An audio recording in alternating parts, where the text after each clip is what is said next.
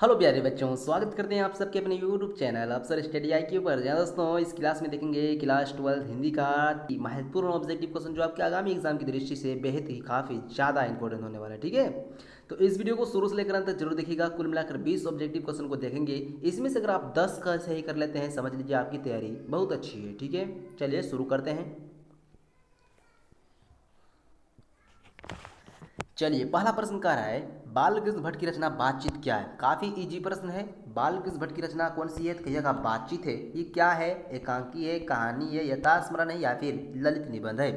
तो ऑप्शन इसका यहाँ पर डी हो जाएंगे। बिल्कुल option number D will be the right answer. जो बच्चे यहाँ पर डी लगा रहे हैं सभी का सही आंसर हो जाएगा। ठीक है, चलिए पहला प्रश्न हो चुका है। चलिए और 19 क्वेश्चन।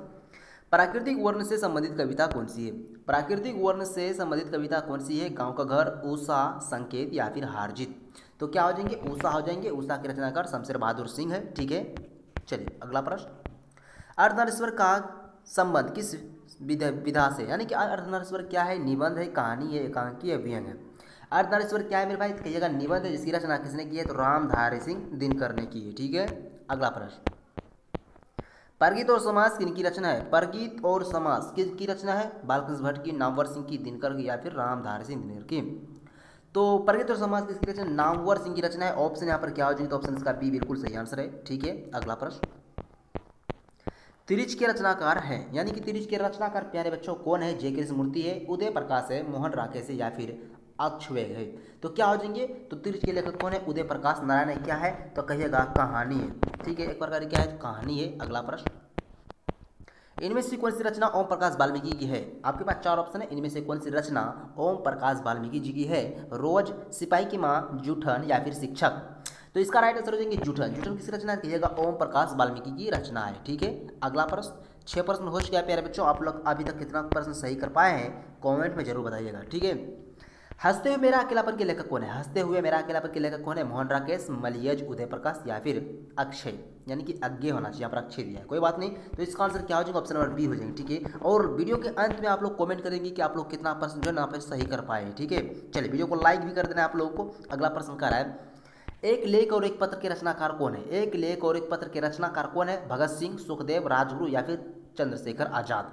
तो इसका राइट आंसर हो जाएंगे भगत सिंह। ऑप्शन इसका ए इसका सही आंसर हो जाएंगे। ठीक है, अगला प्रश्न। भूषण के प्रिय नायक हैं। भूषण के प्रिय नायक कौन है, अकबर और मानक या फिर छत्रपति शिवाजी छत्रसाल या फिर राणा प्रताप रान सॉन्ग या फिर इनमें से कोई नहीं। तो ऑप्शन इसका क्या हो जाएगा, ऑप्शन इसका बी हो जाएंगे। जो बच्चे यहाँ पर बी लगा रहे थे उन सभी का सही आंसर है। अगला प्रश्न। भूषण किस काल के कवि हैं। भूषण जो है भैया वो किस काल के कवि हैं, आदिकाल, भक्ति काल, आधुनिक काल, रीति काल। तो भूषण जो है वो रीति काल के कवि हैं, यानी कि ऑप्शन इसका क्या हो जाएंगे, तो डी बिल्कुल सही आंसर हो जाएंगे। ठीक है, अगला प्रश्न। भूषण की लिखी कविता कौन सी है। भूषण की लिखी कविता इनमें से कौन सी है, पद है, छप्य है, कवित है या फिर पुत्र वियोग है।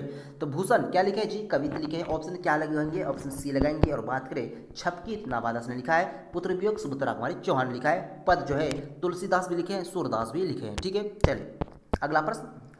चिंतामणि त्रिपाठी और मतीराम भूषण के क्या लगते थे। चिंतामणि त्रिपाठी और जो है मतीराम भूषण के क्या लगते थे, भाई, सहपाठी या फिर अभिभावक या फिर नन ऑफ दिस। तो क्या हो जाएगा इसका राइट आंसर, ए हो जाएंगे, भाई लगते थे। ठीक है, ऑप्शन ए वाले बच्चे राइट आंसर है। अगला प्रश्न। शिवाजी भूषण किसकी कृति है। भैया शिवाजी भूषण किसकी कृति है, देव की, भूषण की, बिहारी की या फिर मतीराम की। तो यहाँ दिया है भूषण, तो होगी किसकी, भूषण की हो जाएगी मेरे भाई। तो ऑप्शन यहाँ पर क्या लगाइएगा, तो बी बिल्कुल सही आंसर है। अगला प्रश्न।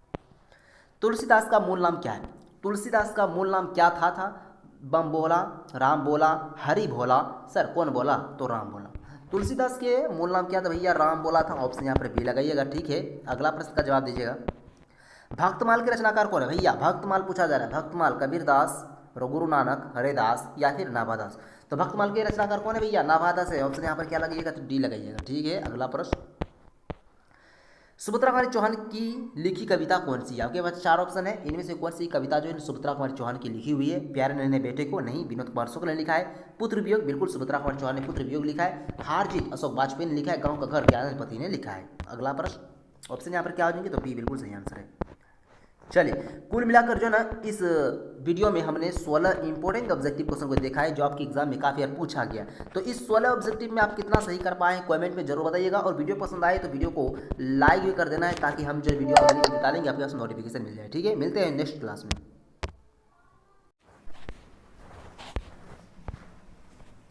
हेलो प्यारे बच्चों, स्वागत करते हैं आप सबके अपने यूट्यूब चैनल अफसर स्टडी आई की पर। दोस्तों, इस क्लास में देखेंगे क्लास 12th हिंदी का जो है कुल मिलाकर 20 ऐसे क्वेश्चन लाए हैं जो आपके एग्जाम में पूछने की संभावना बनी रहेगी।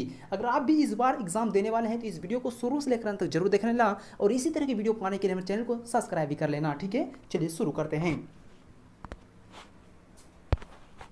प्यारे बच्चों, पहला प्रश्न कह रहा है, मैं असहाय बेबस बैठी रही उड़ गया छौना मेरा। यानी कि ये कहने का तात्पर्य है, ये जो है सुभद्रा कुमारी चौहान अपने पाठ्य पुस्तक में कहती है पुत्र वियोग में कि मैं बैठी रह गई और मेरा जो पुत्र है वो उड़ गया, यानी कि छौना मेरा क्या हो गया, खो गया मेरा छौना। तो यहाँ पर जो ना अपने बेटे के बारे में कह रहे हैं कि पुत्र वियोग का ये जो ना कहानी यानी कि पंक्ति है। तो ऑप्शन यहाँ पर क्या हो जाएंगे, ए इसका राइट आंसर हो जाएंगे। अगला प्रश्न, जयप्रकाश नारायण को समाज सेवा के लिए किस पुरस्कार से सम्मानित किया गया। प्यारे बच्चों, जयप्रकाश नारायण जिसने आपके पाठ्य पुस्तक में क्या लिखा है कहिएगा, संपूर्ण क्रांति लिखा है, एक प्रकार क्या है तो कहिएगा भाषण है। ठीक है, अच्छा यहाँ क्या कह रहा है, जयप्रकाश नारायण को समाज सेवा के लिए कौन से पुरस्कार से सम्मानित किया गया, तो क्या हो जाएंगे, मैग्सेसे सम्मानित। कौन सा सर, मैग्सेसे सम्मान, मैग्सेसे सम्मान हो जाएंगे। ऑप्शन यहाँ पे डी ना बिल्कुल सही आंसर हो जाएंगे। अगला प्रश्न, 3वें प्रश्न करा दोस्तों, जयप्रकाश नारायण का जन्म स्थल है, यानी कि जयप्रकाश नारायण जी का जन्म हुआ था वो कहाँ हुआ था। ऑप्शन इसका यहाँ पे प्यारे बच्चों क्या हो जाएंगे, सिताब दियारा गांव। सिताब दियारा गांव कहाँ पड़ता है, तो बिहार में पड़ता है।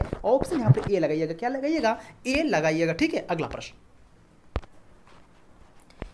अगला प्रश्न कह रहा है प्यारे बच्चों, रामधारी सिंह दिनकर का जन्म कहाँ हुआ था। रामधारी सिंह दिनकर जिसने आपके पाठ्य पुस्तक में क्या लिखा है, अर्धनारीश्वर लिखा है, एक प्रकार क्या है तो निबंध है। इसमें जो है ना शिव और पार्वती का कल्पित रूप बताया गया है। यहाँ पूछा जा रहा है रामधारी सिंह दिनकर का जन्म कहाँ हुआ था, आपके पास ऑप्शन दिया गया है। तो क्या हो जाएंगे प्यारे बच्चों, सिमरिया बेगूसराय बिहार। सिमरिया बेगूसराय बिहार में किसका जन्म हुआ था, तो कहिएगा रामधारी सिंह दिनकर का जन्म हुआ था। ठीक है, अगला प्रश्न, अर्धनारीश्वर में कल्पित की रूप है क्या है। अभी हमने बताया प्यारे बच्चों कि अर्धनारीश्वर जो लिखे हैं कौन लिखे हैं, रामधारी सिंह दिनकर लिखे हैं। और इसमें जो है शिव और पार्वती यानी कि शंकर और पार्वती क्या है तो कल्पित रूप है। ऑप्शन यहाँ पर सी बिल्कुल सही आंसर हो जाएंगे। ठीक है, अगला प्रश्न, रामधारी सिंह दिनकर को किस रचना पर ज्ञानपीठ पुरस्कार मिला था। रामधारी सिंह दिनकर को ज्ञानपीठ पुरस्कार मिला था किस पे, उर्वशी पे मिला था। ऑप्शन यहाँ पे ए प्यारे बच्चों क्या हो जाएंगे, तो राइट आंसर हो जाएंगे। अगला प्रश्न,